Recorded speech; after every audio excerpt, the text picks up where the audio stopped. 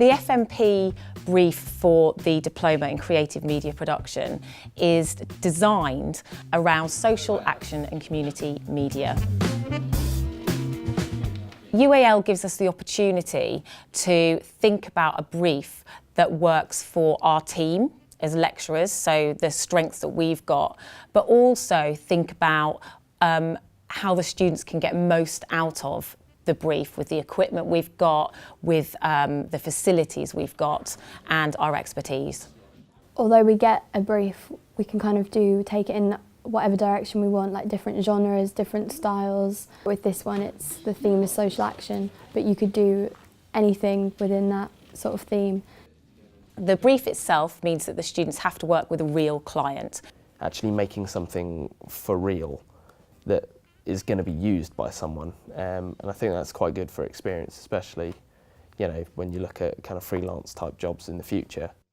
We spend a morning going through that brief and explaining the expectations of that brief. We're then able to together look at examples of work, examples of social action and community media, which then bring up questions from the students, and we can then look back at the brief and talk through any questions and queries they might have about the brief. At the beginning of the FMP, we really want them to have a really open mind and generate lots of possible ideas so that they're not sort of too caught up in one avenue straight away, because it might be once they've investigated lots of different ideas that they go for something totally different to what they first imagined. So today these students are delivering a 5-minute pitch presentation of their proposed idea for their final major project.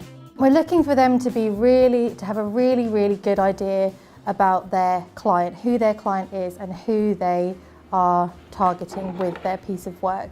And they should have a good idea about what they're going to be doing with their final product. Went for my second client on my contingency plan, which was Tribal Trust. And so I've met with them several times and I will be creating a short social action film for them now. So my pitch consisted of information about my client, my idea, the purpose of the video, the visual style and how it would be portrayed, the target audience and the distribution and feedback. The project now is a promotional video that I'll be doing for an organisation called the Wayland Men's Shed.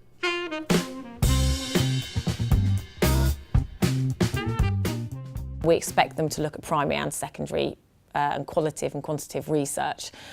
So it's really in-depth research that is going to impact and influence the work that they do. I began with idea sources before we'd even found a client or thought of an idea. I then did a survey online just about their thoughts and opinions on social action films, like the duration and what the purpose of a social action film should be. I've done a lot of research on existing homeless charities and the videos that they maybe have. I then did a research task, which was one that we did at college, where we were set a variety of existing social action films across a variety of different organisations. So we had to look at the platform, form and style, the tone, the structure and the impact. Tribal Trust were adamant that they didn't want a video which was conventional of a social action film in the way that it had an emotive approach. We asked the students to reflect and evaluate on a daily, weekly basis. They can choose the way they want to document what they're doing, as long as we're seeing their influences, we're seeing them take on board the client's suggestions. It really doesn't matter which way they do that. We view them as they work each week. Being honest myself, I prefer the vlog format. I just find it easier, I suppose, to just talk about what I've found out.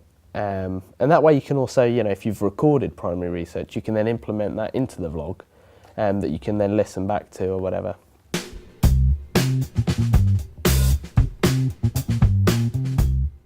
Throughout the FMP, we have checkpoints throughout the 10 weeks. So although we're working with them continuously during the project.